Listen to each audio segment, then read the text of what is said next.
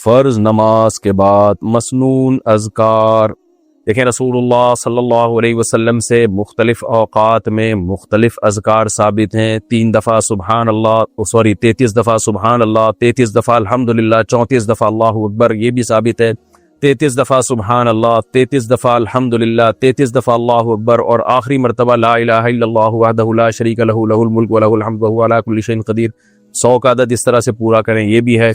آیت الکرسی بھی ہے، اللہم انت السلام والی دعا بھی ہے، اللہم لا مانع لما اعطیت ولا معطی لما منعت ولا ينفع ذا الجد منک الجد، یہ دعا بھی ہے. تو یہ اسی طرح 10 دفعہ سبحان اللہ، 10 دفعہ الحمدللہ اور 10 دفعہ اللہ اکبر، یہ بھی ہے.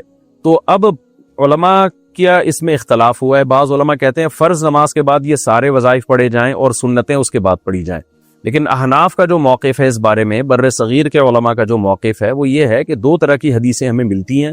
بعض حدیثوں میں ملتا ہے کہ نبی صلی اللہ علیہ وسلم صرف اللہم انت السلام کے بقدر بیٹھتے تھے اور پھر آپ کھڑے ہو جاتے تھے، سنتیں پڑھتے تھے پھر آپ گھر جا کے. تو اور بعض حدیثوں میں ہے کہ فرض کے بعد یہ کرتے تھے. اس لیے تطبیق کی یہ صورت ہمارے نزدیک بہتر ہے کہ جن حدیث میں آتا ہے کہ فرض کے بعد یہ معمولات تھے، تو اس میں فرض سے مراد ہے کہ فرض اپنی تکمیل کے بعد، یعنی سنتوں کے ذریعے فرائض کی تکمیل ہوتی ہے.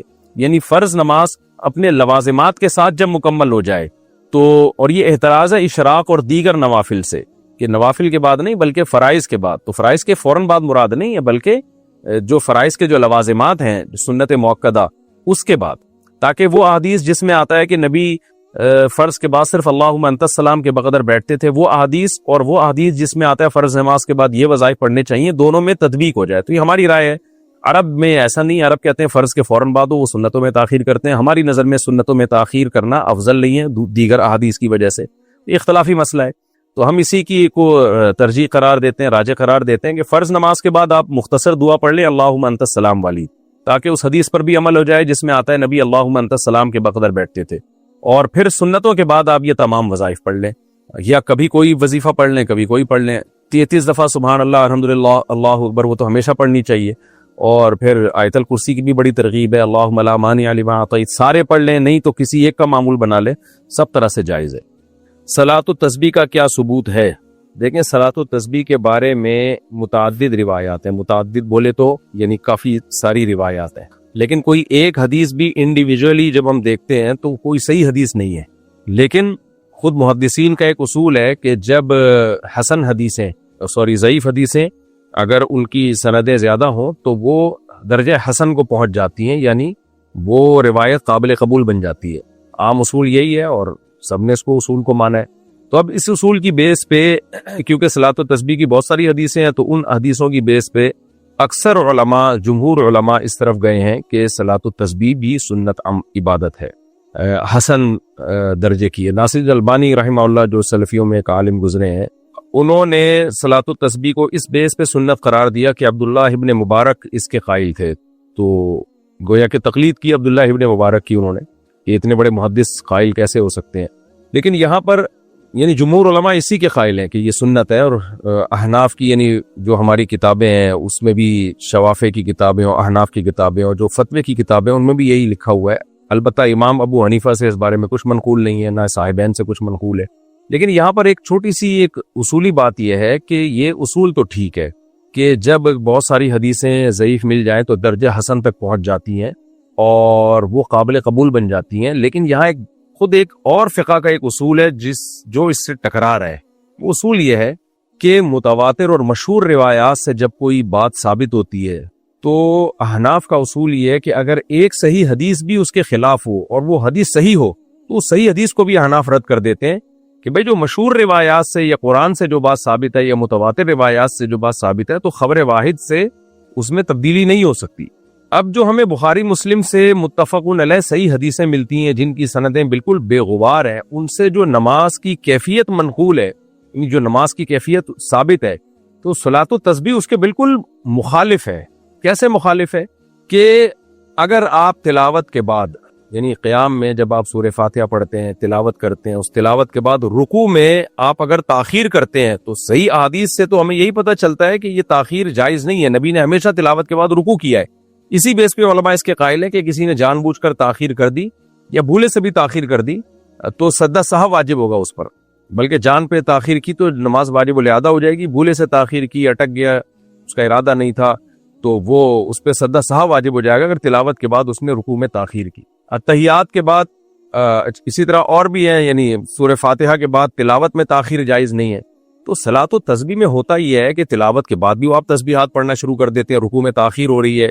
تو یہ جو کیفیت ہے یہ ان متواتر حدیثیں اور جو کثرت سے صحیح حدیثیں ہیں، ان حدیثوں سے جو اصول ثابت ہوتا ہے اس کے بہرحال یہ خلاف ہے۔ اس لیے بعض علماء صلاۃ و تسبیح کے قائل نہیں بھی ہیں۔ تو ہمارے شیخ حضرت مفتی رشید احمد صاحب رحمہ اللہ تعالیٰ کی بھی یہی رائے تھی کہ صلاۃ و تسبیح پر ان کو اطمینان نہیں تھا۔ وہ یہ کہتے تھے کہ بھئی یہ تو مشہور روایات کے بالکل اگینسٹ ہے، اور علامہ ابن تیمیہ رحمہ اللہ تعالیٰ بھی اسی کے قائل ہیں۔ ان کے الفاظ یہ ہیں لم یثبت مثلہ بمثلہ، کہ اس جیسی نماز جو عام نمازوں کے بالکل خلاف ہے اس کی کیفیت، وہ اس جیسی کمزور روایات سے اس کا ثبوت نہیں ہو سکتا۔ بہرحال اختلافی مسئلہ ہے، جمہور کی رائے یہی ہے کہ صلاۃ و تسبیح سنت ہے، بعض محققین اس کے قائل ہیں کہ سنت نہیں ہے۔ تو مجھے تو جو میرا چھوٹا منہ بڑی بات، میں کوئی محقق یا اصحاب ترجیح میں سے نہیں ہوں، لیکن حقیقت یہ کہ پورے طور پر اطمینان نہیں ہوتا۔ لیکن بہرحال میں عوام کو وہی رائے بتاتا ہوں جو جمہور کی رائے ہے، اور جب اتنا بڑا اختلاف ہو اور جمہور ایک طرف ہو تو اس عمل کو بہرحال بدعت نہیں کہا جا سکتا۔ تو اس لیے عوام کو میں عوام پہ چھوڑ دیتا ہوں، آپ کو جن علماء کی رائے پر زیادہ اعتماد ہو اس پر عمل کریں۔ تو اگر آپ کو اطمینان اسی پہ ہے، جمہور علماء کی رائے پر پڑھنی چاہیے تو پڑھیں، اللہ تعالیٰ سے پوری امید ہے، کیونکہ اس میں بہرحال ذکر ہی کر رہے ہیں، کوئی ایسے خلاف شرع کام تو نہیں کر رہے ہیں نا، اللہ کا ذکر ہی کثرت سے کیا جا رہا ہے۔ تو بہرحال دونوں رائے، میرا مقصد تھا صرف دونوں رائے سامنے آ جائیں کہ بعض محققین اس کے قائل ہیں کہ صلاۃ و تسبیح کے بارے میں جو روایاتیں اتنی جاندار نہیں ہیں کہ اس سے ایک ایسی نماز ثابت کی جا سکے جو عام نمازوں کے بالکل خلاف اس کی کیفیات ہیں، بلکہ عام نمازوں کو دیکھا جائے تو اس سے گویا سجدہ سہو لازم آ رہا ہے۔ تو یہ ہے کہ اب آپ خود فیصلہ کریں، جو پڑھ رہا ہے وہ بھی ٹھیک ہے، اگر کوئی اس کو صحیح نہیں سمجھتا تو وہ بھی ٹھیک ہے۔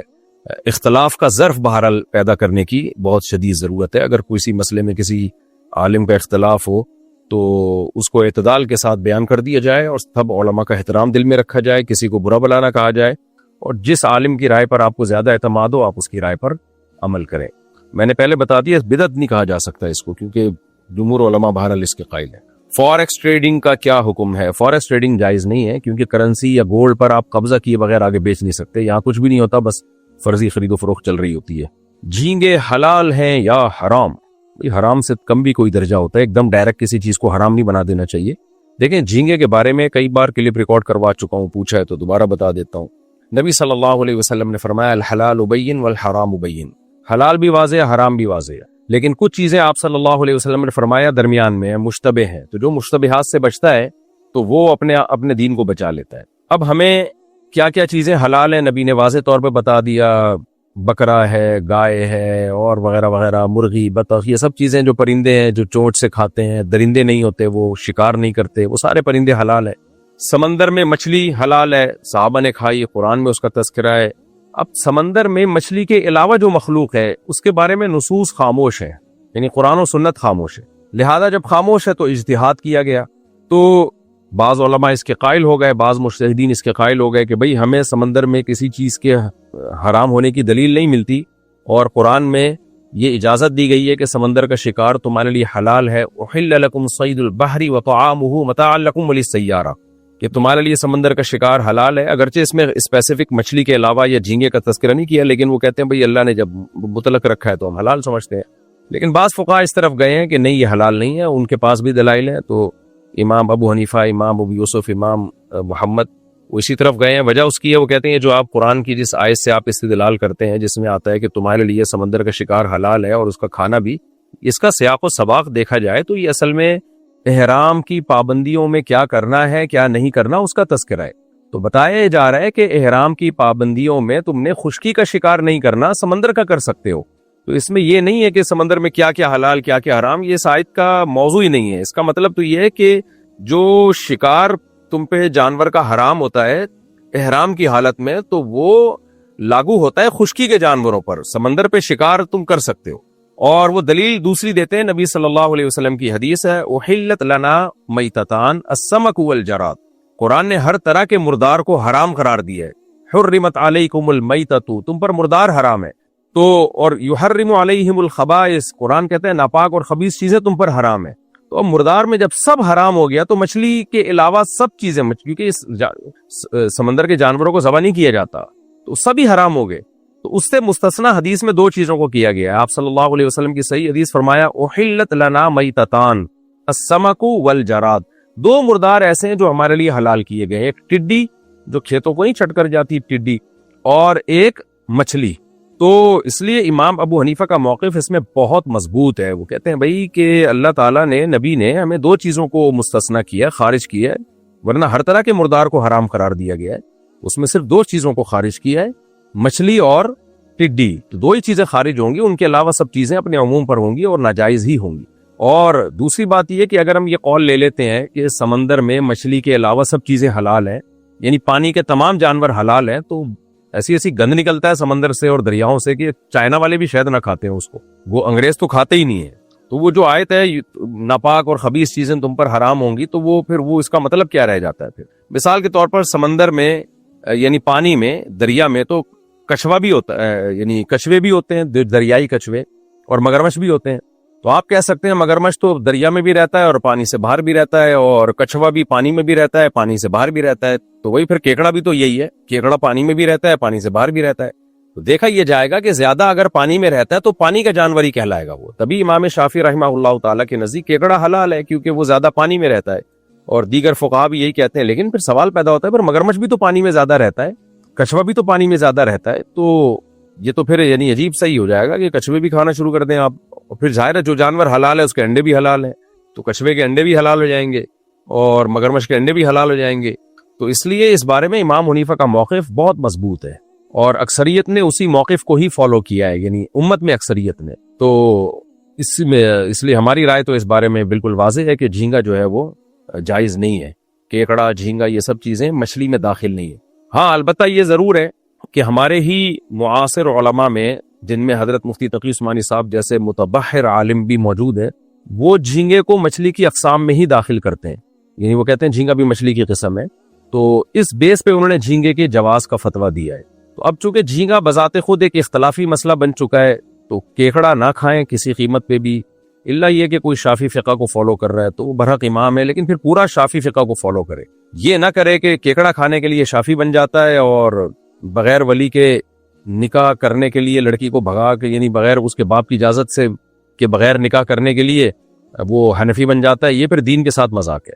تو یا تو پراپر پورے شافعی فقہ کو فالو کریں آپ.